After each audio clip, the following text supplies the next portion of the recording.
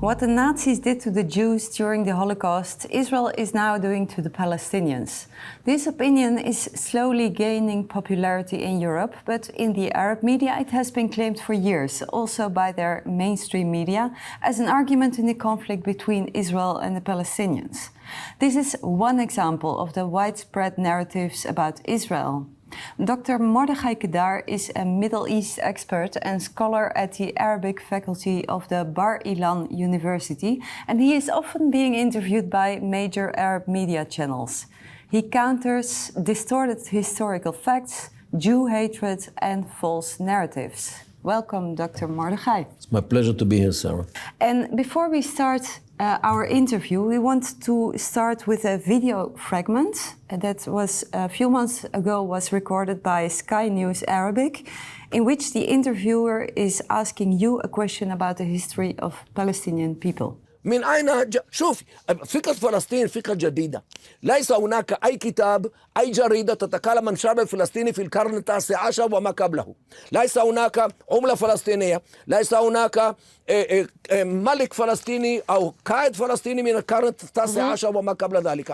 كل هذا الشيء الفلسطيني هو وليد الستينيات بعد أن احتلت إسرائيل أو حررت إسرائيل الأجزاء التي احتلتها الأردن في غرب نهر الأردن ومصر في قطاع غزة. هذا أول شيء. فكرة الشعب الفلسطيني قد قامت لاستبدال إسرائيل، وأنا أبرهن لك هذا فكرة الشعب الإسرائيلي. هذه لفحة. اسمح لي سيد كيدار. شوفي هذه اللفحة الفلسطينية. شوفي هذا، شوفي هذا العلم الفلسطيني، وهذا هو وهذه خارطة شو فلسطين. أين إسرائيل؟ أين إسرائيل؟ إذا هذا كان فلسطين فأين هي إسرائيل؟ هذا هو فكرة فلسطين قامت لإزالة إسرائيل من هذه الأرض، وهذا هو الأساس التفكير العربي والإسلامي، هؤلاء الذين يدعون إلى هذا الشيء، والفلسطيني لاستبدال إسرائيل بدعوى بأن القدس لنا. متى كانت القدس عاصمة لأي شيء عربي أو إسلامي؟ ولا ليوم يعني هذه. So Mordechai, we saw this video fragment where you showed the flag of Palestine, which is actually the map of Israel. So this is also one of the narratives that you have been confronted with in the interviews that you have with Arabic television. Eh? Is this especially after 7th of October or already many years before? I am talking about this for many years, since I started my career in the Arab media in the mid-90s. Mid-90s already. Since I left the army, I could go to the media. Yeah, because you have been in the public debate, especially in Arab media, for many years then. So October 7th, how did it change your media context there? No, it became more intense. But the debates which I had in the Arab media was already 20 or more years, especially on Al Jazeera and other Arabic-speaking media outlets, because unfortunately there are not too many Israelis who can speak in literary Arabic, not colloquial Arabic, and present a nice Jewish, Zionist, Israeli approach in good Arabic. So there's not so many, but you are one of them. I'm one of them because I invested in learning Arabic. I learned Arabic since I was in high school. And in the army, my Arabic became even better in the university. And I don't know what you think about my English, but my Arabic is better. So, yes, and you need to control the event in the media, to know what to say, to be with an answer, and to phrase it in good Arabic, so the viewers will like to hear it. Understand it, yeah. So we're going to talk about that later, but talking about October 7th, you say the interviews intensified, so they were more often. How was October 7th for you personally? Look, I'm for many years talk about the difference in thinking between us Israelis and our neighbors, Arabs, Muslims. Unfortunately, Israelis are not aware of the culture around us because they think like Westerners. Their mind is in London or in Amsterdam or in New York or in Los Angeles. This is their place which they are relating to. They don't care about Cairo, they don't care about Beirut, Damascus. Anyway, they cannot go there. They're not so focused on the Middle East, you're saying? And they don't speak Arabic. So Israel is actually an island of Western culture inside the Middle East. So how did October 7th change that? Now we are much more aware of what they want to do to us. Because Israelis, especially modern Israelis, tend to think that, like everybody in the postmodern world, that oh, this is the same. Everybody wants the same. Good life, good economy, good health, good car, good house. Everybody, a Muslim, a Jewish, a Christian, everybody is the same thing. Therefore, if they have a state in Gaza, it means that they want development, they want good health, good economy, good income. And this is what we thought about Gaza. Right.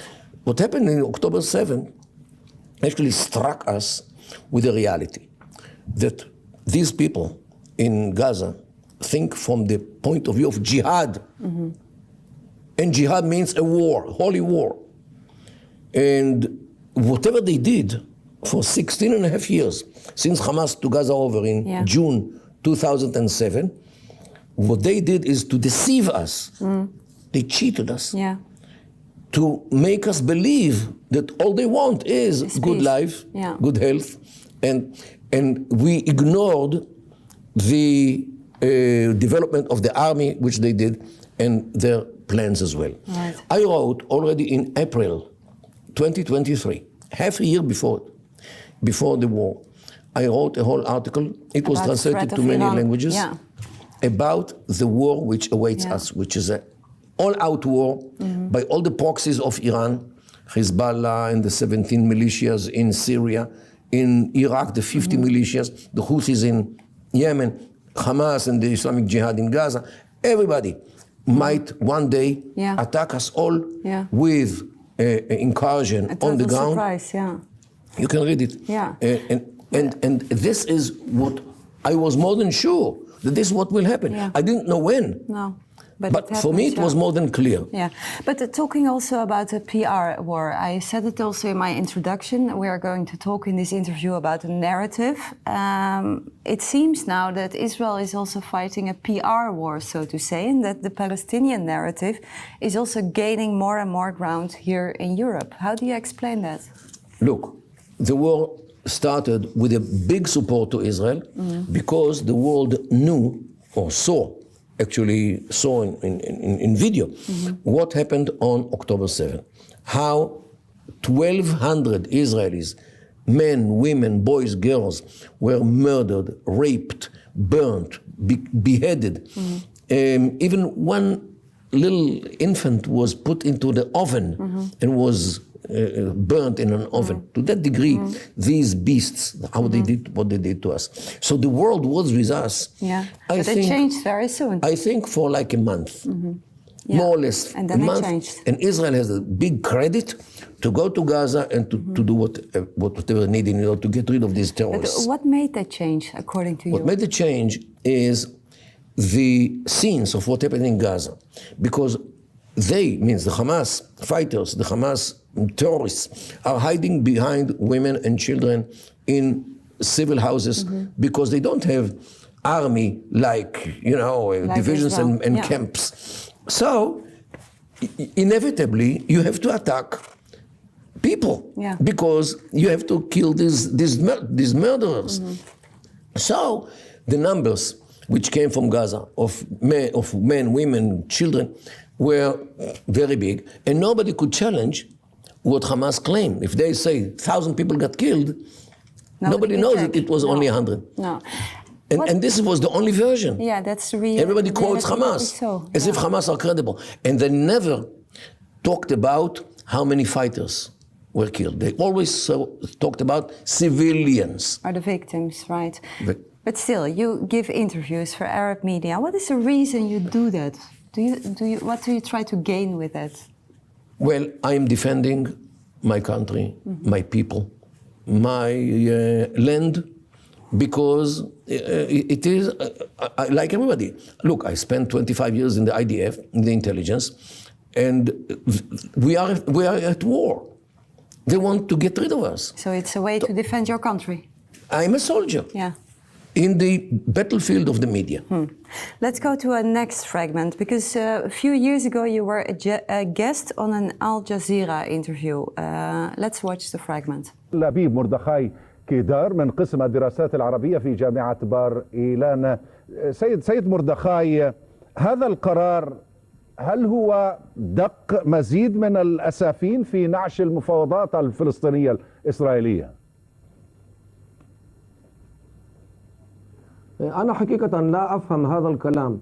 هل على إسرائيل أن تبحث عن إذن من أين في العالم؟ هذه عاصمتنا منذ 3000 عام، وكنا هناك عندما كان آباؤكم يشربون الخمر ويئدون البنات ويعبدون العزى واللات والمنات، فلماذا علينا أن نتكلم عن هذا الشيء؟ هذه هي مدينتنا من 3000 عام وإلى أبد الآبدين. يا أخي إذا كنت تريد عفوا سيد مردخاي، عفوا إذا كنت تريد أن تتحدث عن التاريخ، أيضا نحن نتحدث عن القرآن. لا يمكن لك أن تلغي القدس من القرآن.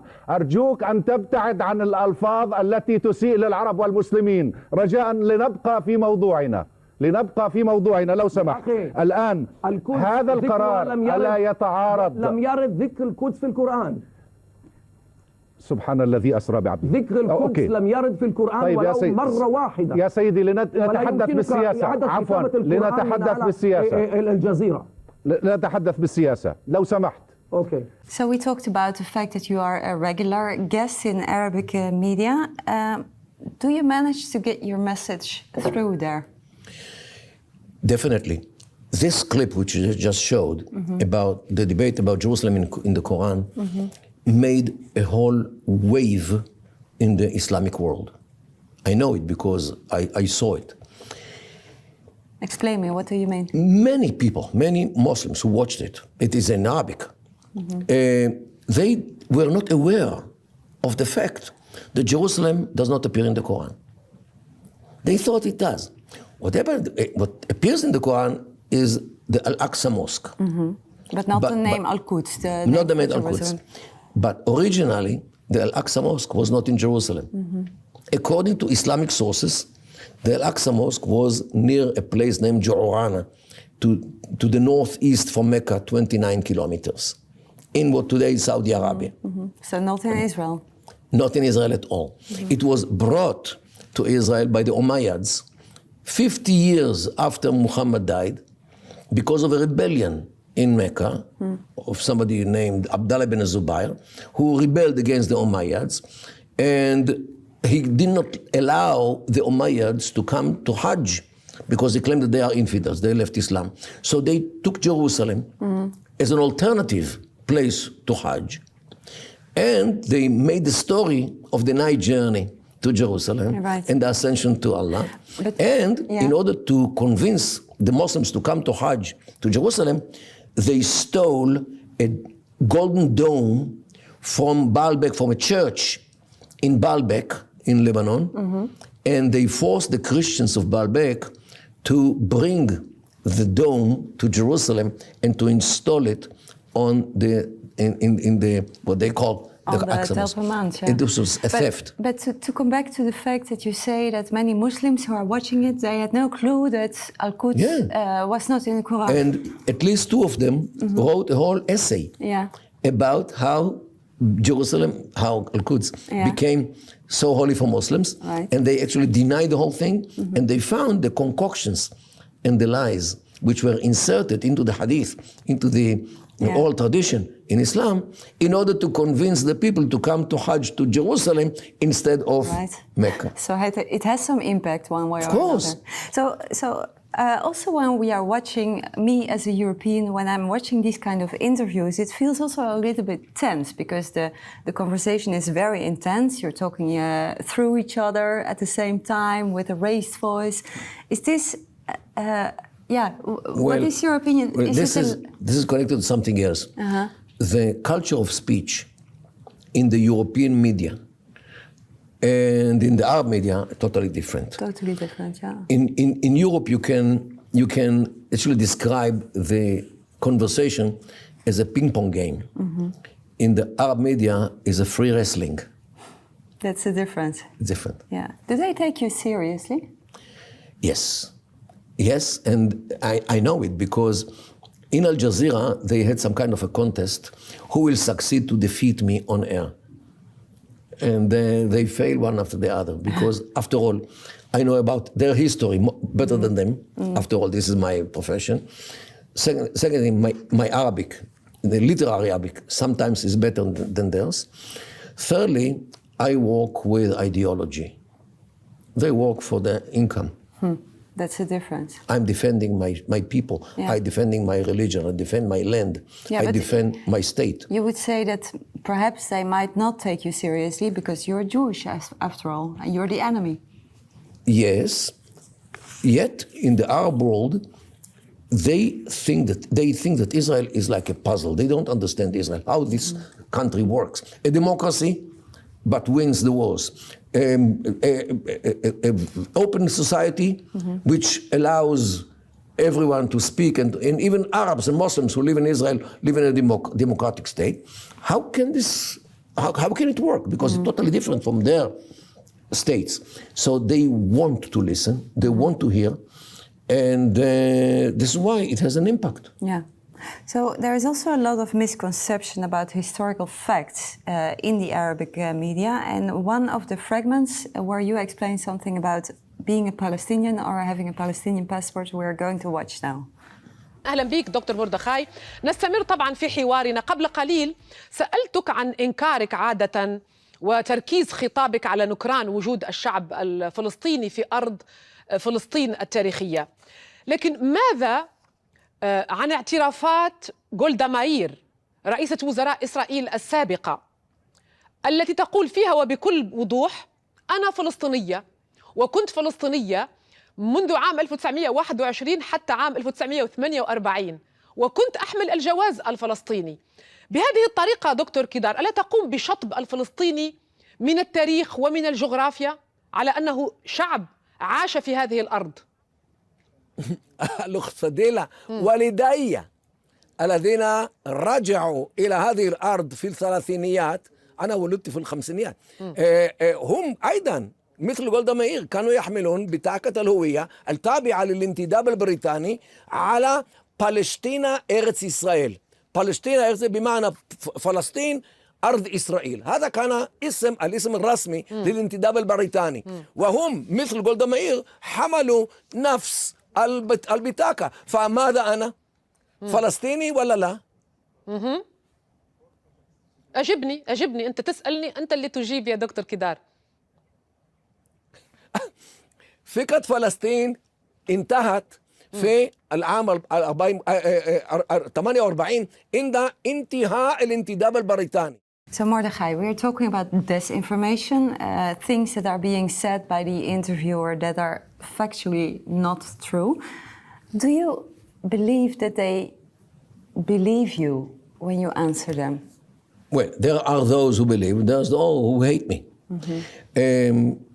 Look, when it comes to the Palestinian issue, we have all to bear in mind that until 60, 70 years ago, nobody in the world talked about a Palestinian people. Even the partition plan of the 1947 from the General Assembly of the United Nations, they talked about Jewish state and Arab state. Not Palestinian. Not Palestinian state. Palestine was the land which was shared by both the Jews and the Arabs. And to be a Palestinian, as an Arab Palestinian, this is a new thing. Why? Even under the British mandate between 1923 and 1948, everybody carried the same identity card of the mandate, which was for Palestina, Eretz Israel, Palestine, the land of Israel. My parents as well. Yeah. So this is. So Arab and Jews alike, they both had passport. Arabs and Jews alike. They had the same identity card of the British mandate of on Palestine, Eretz Israel. But we have Google right now, so why are these interviewers not able to prepare an interview and check their facts? What is... Today, they live in their narrative. That the Palestinians are actually the descendants of the Jebusites. No connection, or Canaanites, or whatever. Absolutely no connection, because the Arabs came first to the land of Israel in 637 CE. It's a new thing. So you say it's a narrative that is made up and they start to believe it? Look, the Iraqis claim that they are the descendants of the Babylonians. The Syrians claim that they are descendants of the Assyrians. The Lebanese claim that they are the descendants of the Phoenicians. The Egyptians claim that they are the descendants of the pharaohs. So the Palestinians claim that they are the descendants of the Canaanites, of the Jebusites. You know, everyone in the Middle East, although they are all Arabs who came in the 7th century from the Arab Peninsula, they claim that they are the descendants of the people who lived thousands of years earlier. It's all concoction. But this is how you make history. You produce history. And you believe in it. So this is what we have to say. I asked them in some other interviews, tell me one name of a Palestinian leader from the 19th century, poet, minister. What was the currency of the Palestinian people before the 20th century? Nobody knows, because there was no such a thing. You know, even in the official Turkish Ottoman maps, Palestine does not appear. There's what whole Sham. The Sham means big Syria. Palestine is the British. A country. But so you're giving these interviews for big Arabic channels. Can you say all those things that you say safely? Look, my face is familiar. Whenever I go in East Jerusalem, for example, they recognize me. Even when I go in Europe, some places, Muslims and Arabs recognize me. And it's okay. I live with this. This is a price we They recognize you, and what do they say to you then? Dr. Kedar, ahlan wa sahlan, means Dr. Kedar, nice to see you, usually. Especially in Europe, they don't, you know. So far, I'm alive. Luckily. So why do they invite you, since you represent such an unpopular position for them? Even the manager, the editor of Al Jazeera, Jamal Rayyan, admitted that we are bringing Israelis in order to devour them on air, to disrupt their narrative. We bring Israelis in order to, he said, whenever I interview an Israeli, I see him as a prey. But he continues and saying that once I had Professor Mordechai Kedar, who gave me a hard time.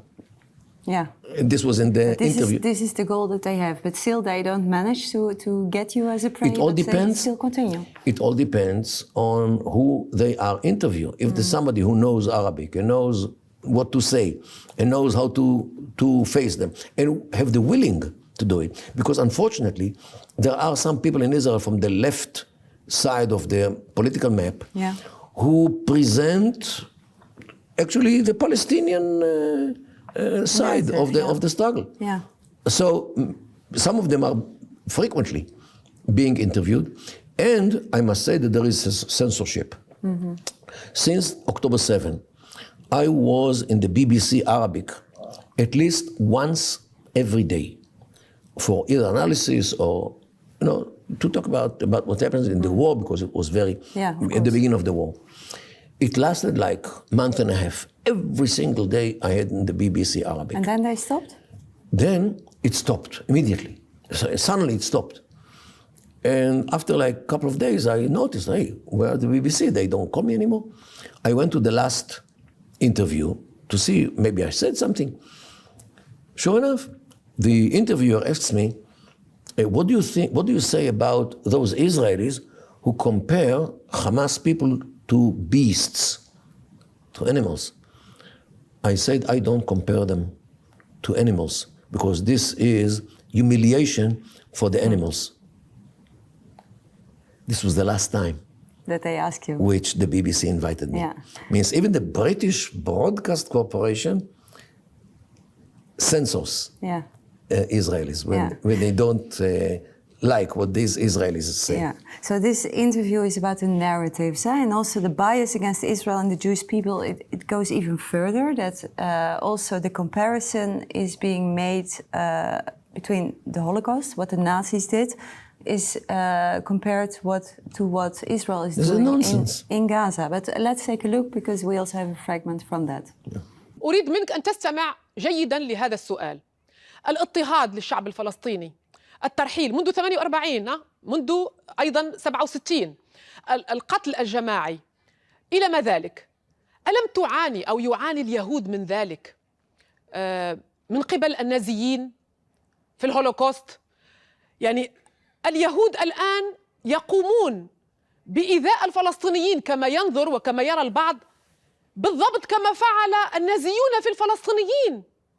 والدي المرحوم كان قد في الحرب في 48 كان في هذه الأرض، وهو قد سمع بأذنيه الصراخات لهؤلاء: اذبح اليهود، اذبح اليهود. هذا كان الشعار العام في تلك الحرب، وسمعناه مرة أخرى في 7 أكتوبر. فماذا يريدون هؤلاء؟ العيش بالسلام معنا على أرض أجدادنا أم لا؟ وعندما نسمع اذبح اليهود هذا يعيدنا إلى أوشفيتس.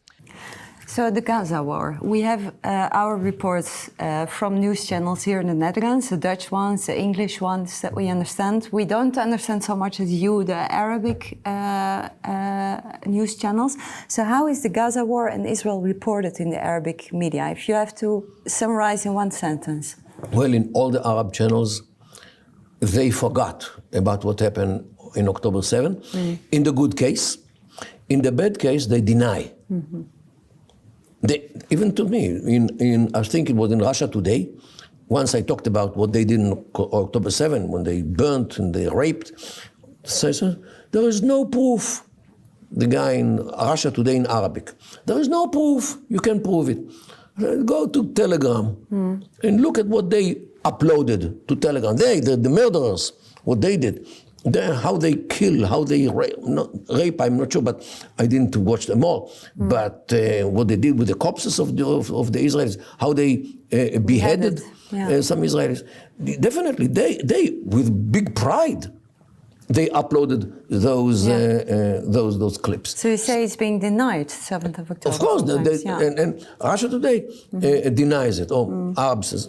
So, yes, there is some kind of denial of what was in October 7, but since they don't show or they deny, now there is no justification for the war that Israel is against Gaza. Why do you do this? There was nothing on October 7. This is the innuendo. Yeah. Is there a difference between the English Al Jazeera and the Arabic Al Jazeera? A slight difference. The Al Jazeera in English tries to be more American-like channel, while in Arabic they are all out against Israel. And the main, look, Al Jazeera is like 10 channels. Al Jazeera Clip, Al Jazeera History, Al Jazeera Economy. Many of them, yeah. There are many channels. But the main one, the news one, is totally recruited to Hamas. Totally recruited to Hamas. Yes, because don't forget, Al Jazeera is broadcast by Qatar. And Qatar supports Hamas financially and in every possible way. Yeah. So actually, Gaza as a Muslim Brotherhood and the Hamas state was a project by Qatar. So why do you want to affiliate with such a channel? I don't want to affiliate with them. They give me the pulpit. And I actually openly, in Israel, I encourage the Israeli authorities to close the Al Jazeera channel in Israel. Means, why should they work from Israel? Let them wage their jihad, the media jihad, against us from other places. Why do we have to give them facilities? Yeah. Why do we have to give them the scenery to Al Jazeera? They are enemies. And Israel knows how to kick out channels. We don't allow Al-Manar, which belongs to Hezbollah. We don't allow Al-Alam, the Iranian in Arabic channel. When we don't allow the Al-Aqsa channel, which belongs to Hamas, to work in Israel, it is against the law. So Al Jazeera. And Al Jazeera is no less enemy to Israel compared to all those. Unfortunately, Israel needed Qatar to mediate between us and Hamas about releasing the hostages. Yeah. But this is why, the only reason why Al Jazeera still works from within Israel. So where does it come from that there is such an anti-Jewish, anti-Israel sentiment in Arab countries? What is the reason? Well, for this you have to understand the Islamic mindset. According to the Muslim Brotherhood kind of thinking, Judaism is null and void. Din batil, as they say in Arabic, because Christianity replaced it. But Christianity also was replaced by Islam. So both Judaism and Christianity are null and void. Din batil, as they say in Arabic. And only Islam is din haq, religion of truth. So since Judaism was cancelled, why do we need a Jewish state? So we have to wipe it out. We have to wipe it out. This is one reason. Second reason is the land of Israel. This is an Islamic land because according to Islam, any land which was under Islamic rule should forever be under Islamic rule. So now the Jews took it out. They are not allowed. Third thing is that Judaism or Jews are not a nation. They are communities which belong to all the nations in the world. So since they are not a nation, why do they need a state? And the fourth thing is that Jews anyway, and Christians as well, should live under the Islamic rule as dhimmis, people who live under the Islamic yoke. And they have no right to a state, they have no right to an army, police, on any manifestation of sovereignty. But the worst thing is Jews praying on the Temple Mount. And this is something which, like a culmination of the threat, theological threat on Islam, because the mere state of Israel, the existence of the state of Israel, which is against Islam, and the Jews control the country, and Jerusalem, and Jews pray in Temple Mount, it all means that Judaism is in a resurrection of Judaism with the help of the Christianity. Means Lord Balfour, who promised the land, means it's a Jewish-Christian collaboration, against conspiracy against Islam, to bring Judaism back to life. Yeah. Now, in one of the interviews that you gave for the Arab television, you mentioned that you have at home hundreds of recordings of hate speech made by religious leaders in the Al-Aqsa Mosque. Yes. So, why do you keep track of all these recordings? Well, this is what my research. University, and I learned from them. Look, what they say in sermons is way much more influential than anything which is written in a book or in a pamphlet or in a booklet or whatever. Can you give an example of what they say? Of course. And they always say it in a way which will not incriminate them. Means to be with the law. I'll give a good example. When the second Intifada started in the end of September 2000, Hamas started immediately with terror attack, with suicide attacks against buses, against restaurants. Arafat was afraid, and he forced his terror organization, the Shuhada al-Aqsa, not to come out and blow Israeli buses. And it was until May 2001, means for like 7-8 months, he succeeded to hold them, not to blow it. And it was a puzzle for us when he will start doing this as well, because Hamas became so popular because of this. In May, I think it was 20-something in May, the chief narrator of the Al-Aqsa gave a sermon. And he says, describes, on that week also, the Mufti of Egypt and the Mufti of Saudi Arabia issued a fatwa, means a verdict. Is a leader, huh? Yeah. The religious leaders, that suicide attacks are not allowed in Islam. And everybody understood that they are doing it because America put pressure on them, and this is because of Israel. But then there was the sermon in the And on Friday, there was the sermon. And the sermon, he talks about a battle in place named Mu'ta, which is today in southern Jordan, when already in the days of Muhammad, he sent a force against the Byzantines in Palestine, or Eretz Israel, it was. And in that war, the Muslims were few, while the Byzantines were many, and they were defeated. And one of them, Ja'far ben Abi Talib, was killed by the Byzantines. And in his funeral, Muhammad said that he is in heaven and he is above heaven, flying above heaven. And he asks the Mufti in Jerusalem, asks his audience, is this a suicide? No, not at all. This is shahada, means this is martyrdom. And I am approaching everybody who issues fatwas these days. Beware of Allah. Be careful. Allah will punish you for your fatwas. Now, on the surface, he's talking about something which happened in the year of 630 CE. Some historical story. But the meaning of the story is that if somebody is being killed, it is not a suicide. It is martyrdom. And actually, he legitimizes the suicide. Yeah. So immediately, it was a Friday, I gave this recording, I recorded it. I gave the recording to the both Israeli channels, and my interpretation was to the correspondents that Arafat, who is paying the salary of this mufti, he actually now legitimizes suicide attacks. Right. And in both channels that evening, the newscast started with this news item. So it was a big news. And everybody agreed with my analysis that the meaning of this story from the year of 630 CE actually means... It applied today. It applied today. Yeah. And this is how... Now, if you bring him to court, he says, well, I told a story from 14 centuries ago. What did I say? Yeah. I quoted from the books. And this is how they do it. Yeah. They do it in very stealthy way.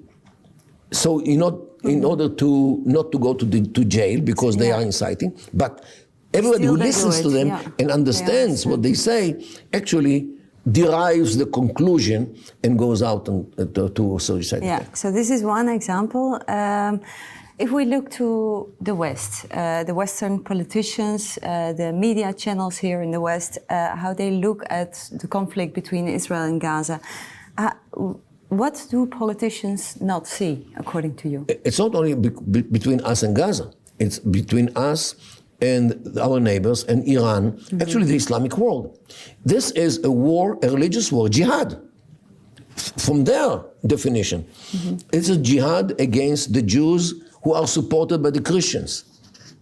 Do you This think organization, that people in the West understand that enough? I don't think so. Because people in the West do not understand what is a religious war because too many, especially in Europe, are atheists. And they don't understand what religion is, what religion can do, what religion can motivate people to do something. Yeah. Because they detach themselves from any religious thinking. So they don't believe that there are some people in the world who would go out to kill for the sake of Allah. They don't believe. No. So And it's this- difficult for them to relate to those And kind of whenever I'm ideas. talking Yeah. about the jihad which Israel is suffering from, people tell me, you are a bigot, you are Islamophobe, you are racist.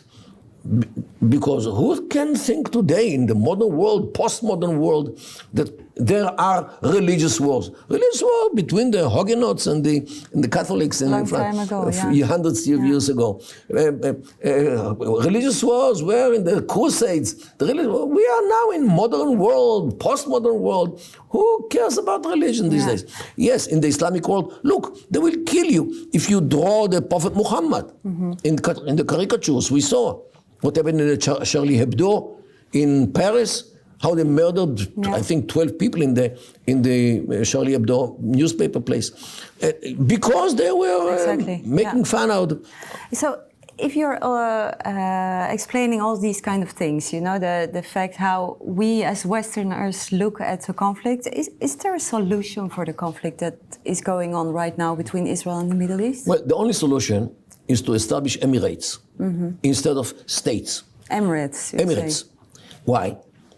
In the Middle East, the clan system is the most powerful system. And every state which was based on a clan is a successful state, like Kuwait, which is based on a clan named Al-Sabah. Qatar is a stable state, not because of the oil or gas, it's because it was one family named Al-Thani. Dubai is Al-Maktoum. Al means family, or clan.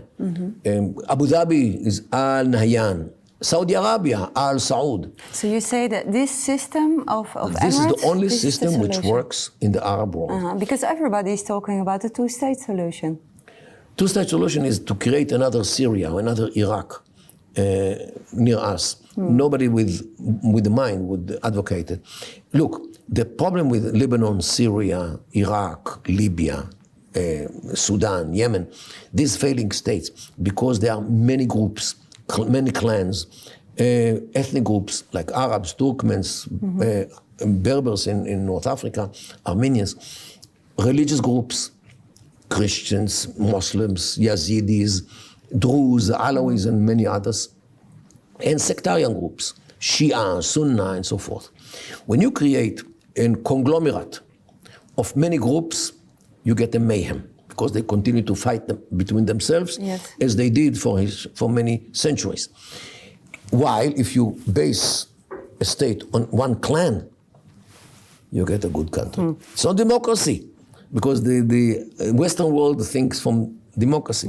It's not democracy. But it would Dubai is not democracy, but Dubai works without oil and without gas, because there's one clan which takes care of itself. Now, my solution for the Palestinian problem is exactly this: Emirates. To establish emirate in Hebron, for example, for the clans of Hebron, Jabri, Kawas, Menachem, Tamimi, Abu Sneina, they know how to deal with each other. They have a court, a tribal court which solves all the problems.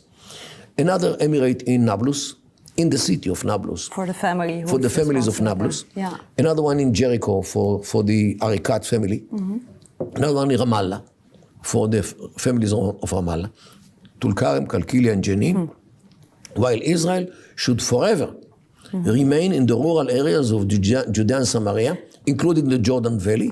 But do you think Palestinians would be happy with such a solution? Of course. The one who will not be happy is the Palestinian Authority. Those corrupt terrorists whom we, by mistake, brought from Tunisia. Because Paris and Berlin, those ultra-modernist Israeli politicians of the 90s and later, they had absolutely no clue about the cultures of the Middle East. But you say that Palestinian people living in the West Bank, in Gaza, they would be happy with an Emirates solution? Of course, they hate the PA, they hate Hamas, especially those who do not want to cover their daughters and to, censor their TV at home or things like this. So they don't. They are forced sometimes, because otherwise they'll get a shot in the head, either by Hamas or by the PA. Right. But if you ask them and they talk frankly, they would prefer local government for themselves and leave the others. I have one more question for you, Mordechai. Because the war has now been going on for almost a year. Do you think there will be peace soon? If Israel restores the deterrence, this is when peace will come, and it will be temporary peace. But since we are different, we are not Arabs, we are not Muslims, our neighbors reject us like an organ which is implanted into the body. This is their mindset. They don't accept the others. Do you think that will ever change? Until we wait until their culture will change, it will be a very long time. Meanwhile, the Middle East knows how to give temporary peace two entities which are strong, deterring, dangerous, powerful, and invincible. And this entity will get temporary peace. If Israel will be deterring, dangerous, powerful, united, invincible forever, it will enjoy temporary peace forever. Dr. Mordechai Kedar, thank you so much Thank for you so coming much, to us Sarah. today. To keep up to date about the news in Israel, follow us on our website, c4israel.org. Thank you for watching and goodbye.